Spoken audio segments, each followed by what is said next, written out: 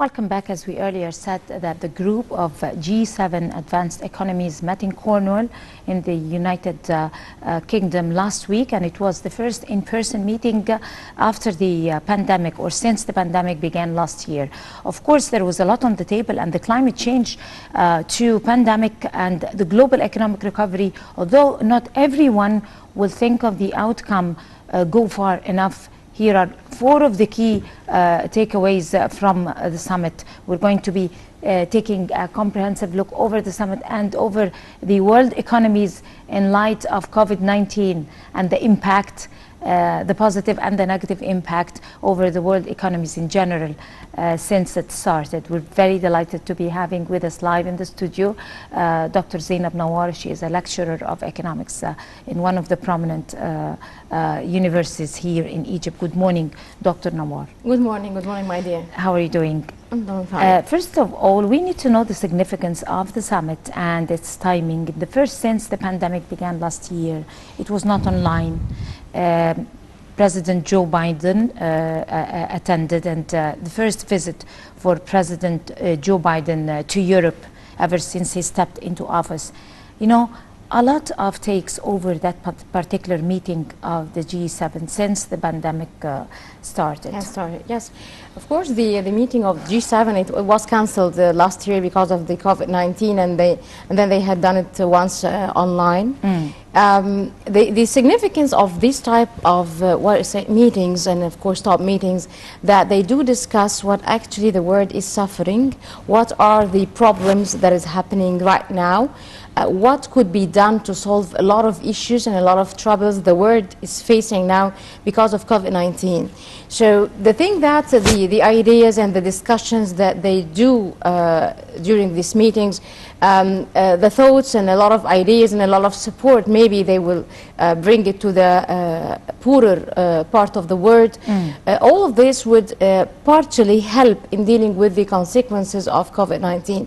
So actually, when we talk about this type of meetings with the presidents, the G7, it's very important because it tells you what is the direction, what will be the coming direction for those leaders, for those allies, what they are going to do, what they are going to provide for the world in dealing with the COVID-19 crisis. Because if we talk about the leaders of the world, so all the countries, they are expecting from them to provide further support. If we talk, of course, further support, and especially for the poorer and for the poor countries. So this meeting is very important meeting, and all the results that they came out so it's very strong and it's good results. But actually, as an economist, I hope that they can deliver successfully what they had promised to deliver. Right. Of course, as you all know, as we are in the midst of one of the worst pandemics that happened in history, the G7 leaders pledged to deliver an additional 870 million vaccines doses for developing countries, on top of the 250 million already promised by the United States and the 100 million from the United Kingdom. So how do you take, what is your take over the process of distributing vaccines worldwide? It's very important. Probably in light of what we're living now, it could be way much more priority than economic decisions and economic plans and other common economic interests between countries of the G7. How do you take the distribution or the importance of distributing vaccines to countries worldwide? Of course, the health of people is to come first before we talk about any and economic. it's related to economy and development. Of course, because if people's health have been affected, so there is no production, there is no economic activity. And this is what happened along 2 years. We're still now in COVID-19 for 2 years long now. The world economy is suffering. The issue that for the poorer segments of population in different countries around the world, they are not able to be provided with the vaccine. Some of the African countries, because of some sort of leakage and deficiency happened in their budget, so they don't have the money, they don't have the revenue to buy the vaccine. So from this point that the leaders of the G7, they came and said, yes, we will provide these poor countries with the vaccine and we'll support them, because COVID-19 actually had caused a lot of issues, a lot of problems to a lot of countries, especially in Africa, because there was no trade, no economic activity, so no exportation, no production, exactly, so and no especially revenue. also that the workforce in some developing countries is very essential to many capitals in Europe Yes, and in the United yes, States. yes, I yes. mean, most of the major industries, they depend on the workforce in India, in Thailand, and some other developing countries, which is an essential to maintain hygiene and everything. Everything, yes.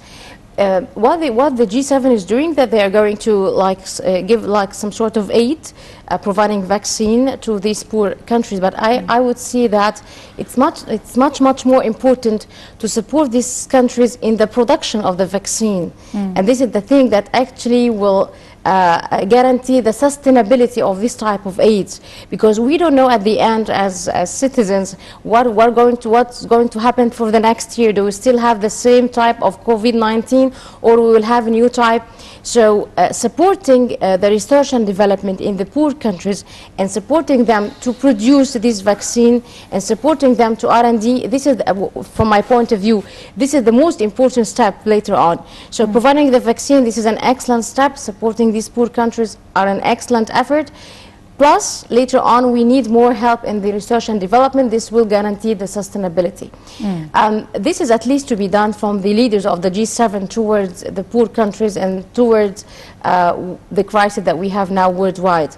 So I see it's a good step from them, but still further steps needed to be done by them. By those countries. By G7, especially when we talk about China.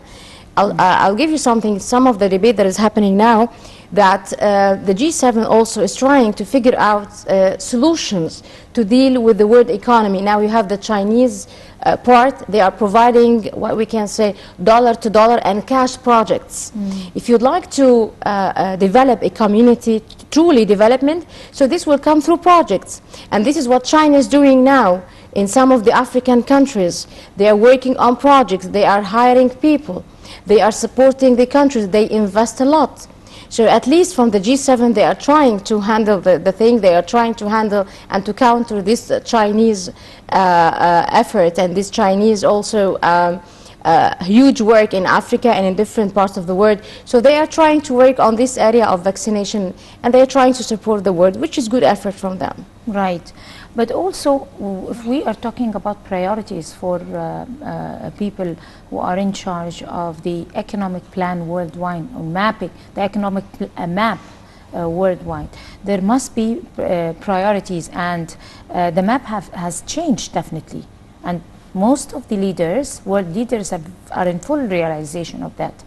If we are going to prioritize our interests on the economic map for 2023, 2026, how would we rearrange them? Starting from now. If we are going to rearrange them dealing with the new COVID variables that we have. Exactly. First priority now, it's about the health sector and investment in health sector. Investment in drug manufacturing, and this is what we are doing now in Egypt for the new project of the new drug city. Yes, and preserving the environment, because all of the disasters are coming from the violations of environmental violations. I just watched some of the videos from the civil societies from different countries around the world, and they kept saying that we are the Western countries, we are the reason for this climate change and this environmental change, and we should support the poorer segments of the society. Definitely they will do this, but I see for the environmental protection and for climate change, it will need a hell and a lot of effort, and it has to have some sort of international collaboration between all and different countries, and especially if we talk about G7, G20, all the leaders of the world, and they should also work on what we say. They should. What I just feel about this, it's what I see for the time being, some sort of packages provided for the environmental protection, new ways for financing projects. which is okay, but I still feel that we still have a larger and in-depth problem for the climate change more than this. I don't know what they should do. It needs a hell of effort from Of these course, I countries. totally agree with you. There is a package full of difficulties when we look towards resolving that particular issue of environmental violations and the climate change. But on top of all, simply awareness is the first step. Awareness to the world, awareness to the poorer countries, awareness to humanity, not to violate the rules of environment, awareness to deforestation, against deforestation, and enlightening people with knowledge about the dangers of different terminologies and dangers that are related to violating the rules of environmental rights. Yes, and especially endangered species and things like that. Yes, I agree with you, but what I see on practical level, I see that all the world now is trying to look for, we want to recovery from COVID-19 and they still haven't learned the lesson. And having zero effects of climate change. This is what they are calling that for. That won't be effective unless there is step on one, which is awareness, and then the projects, financing the projects, and then taking other steps further to be able to address the difficulties and the problems of the environment and climate change. Yes, of course, they have to do this. Because there are reasons for climate change. Yes, yes, but they have to do this. But unfortunately, I'll tell you something. Yes, I see a lot of what they are calling to be done now for the environmental problems, but I see that for the poorer part of the world, things are not this, are not going into this direction. Why? Because we have in some poor countries in Africa, for example, we have, they don't have revenue in their budget. They're just looking for how to provide their citizens with the at least basic services. Basic needs, yes. And I'm sorry to tell you, we started to look for food and these basic type of needs for the humans. So if you want to talk with those people who are looking for the basic their basic needs, it's very hard for them to convince them with the environment because they have other things to think of. If you talk about the health sector and the investments in health and investing in human capital and new ways to manufacture drugs and to solving all the issues of the health sectors and health problems around the world, it became a necessity because, again, the health of the individuals, this is the actual capital that you do have. Then you will see that we will start to think about the environment and the environmental degradation and the climate change. The main reason for this was the Western countries. They are trying to do a lot of efforts. Here in Egypt, we are doing an effort, and a lot of efforts have been done worldwide. But again, we still need the sustainability. We still need the true faith of this. We don't want to just have like this type of statements and this a nice statement to be said by the Western leaders, and then what about what's going on the ground? This is the most important thing. You know, because most of the people who are really concerned about the situation in general and observing the scene truly remember President Abdel Fattah al-Sisi, like 3 or 4 years before, ever since he started his soft diplomacy and soft power in visiting countries and attending conferences. The number one subject and concern that he used to address was the climate change. He was very much concerned until this very moment, as if he had foresight that climate change is, if we do not take it seriously, it's going to bring us a lot of trouble. Yes. But that's why it's time that we take it seriously and think of addressing it before anything else. So we talked about climate change, violating the environmental rights and medical care, and also there are other, other issues that we should press or choose over the new economic map or the world map, like for example digitalization. Yes, yes. It became a must, it became a need for the countries, and now for the G7, they started to have this type of talk about the cyber protection, you know, that digital economy and moving into more electronic ones, had brought a lot of issues, had brought a lot of talks. Even if you talk about the type of transportation now, because of the digital economy we started to have, so maybe people will not ask and not go for shopping. They will ask for a delivery, like to have it in small bags delivered from India, from China, through ports and through the maritime transportation.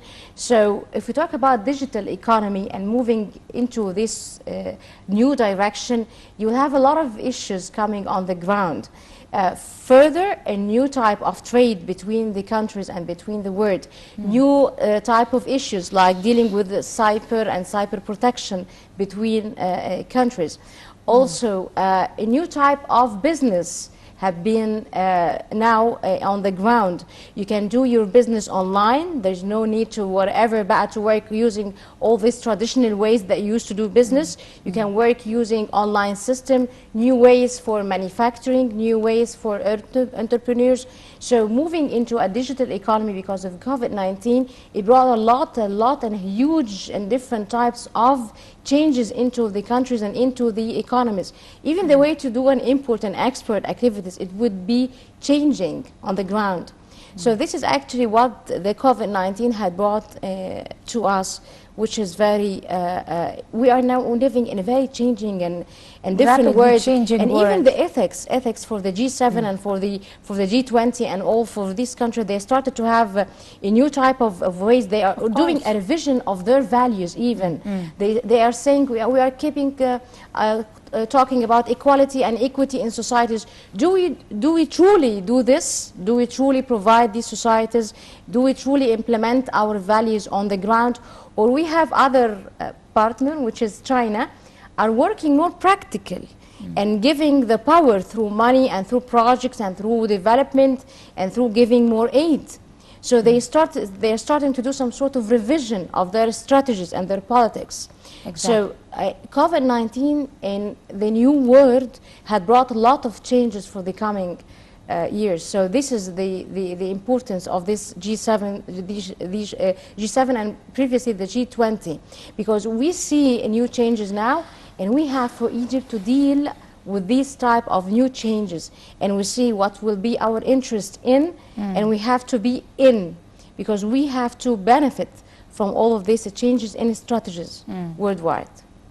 Amongst also the concerns when we are, those who are addressing the new economic map or the new world map, is the nuclear power and the military power. Of course, nuclear could be sighted weapon, but at the same time. So the most important issues that had to be addressed over the new map and the consumption of the nuclear power and ways to be able to find beneficiaries from nuclear power. We're going to discuss nuclear power and then we go to the military equipment also. But let's first discuss nuclear power. I would agree with you partially with this, but I would say that if we talk about nuclear power or military power, again, new changes that have come into our world, that it's now became the power of knowledge. It's a little bit declining. Yes, than before. It's the power of knowledge, the power of information, the power of new ways of doing business, even the politics. If you talk about the nuclear power, no, it's for the USA, for the US and for the European countries. They started to have different strategies now, because other powers had been or other new giant economies and other new powers now in the scene. Everything is different. You cannot judge what's happening now. But then they are rearranging their policies also. They are trying, but I will tell you something. China and whatever and Russia are moving faster than them. Still, from my point of view, I still see that these Western allies, they are just, I don't know, they are just restricted by their values, whether they had truly implemented or not. By the old school? I see so. They are not able to come with these changes, huge changes in China and Russia, and this will also put a restriction about the nuclear power, because now the powers of the world and the allies have been changing. So if they, for example, the Western Union, the Western countries, sorry, are doing some sort of pressure on Iran or whatever, it's now changing. all of these are now changing. They have to do a revision for their policies. Otherwise, they cannot sustain. They cannot sustain at their power. Even for the military power, it's not now it's number not one. important anymore. No, and I will tell you something. You have to know that the U.S. had asked much yes of their forces from Afghanistan, from different parts. Do you know this? That the U.S. now are trying to capture them back into the U.S. Why? Why? Because the U.S. cannot put more money for the military part of the world, because they need to invest more in further areas to deal with the Chinese economy and to deal with the Chinese power. So now the military power, now it will be less, because all of these countries, the leaders of the world, the Western leaders of the world, the G7 and the US, they have to invest and they have to put more money in investment and building on knowledge to counter the Chinese exactly. part of the world. We still have more and more to say and count on for the new map of the world, but unfortunately we ran out of time. Dr. Zainab Nawar, you are a lecturer of economy at one of the prominent universities in Egypt. Thank you so much for coming. You have a beautiful day. Thank you. And I guess that would bring us to the end of this segment, but we're going to be continuing with the breakfast show. We're going to go to a short break and we'll come to continue, so stay with us.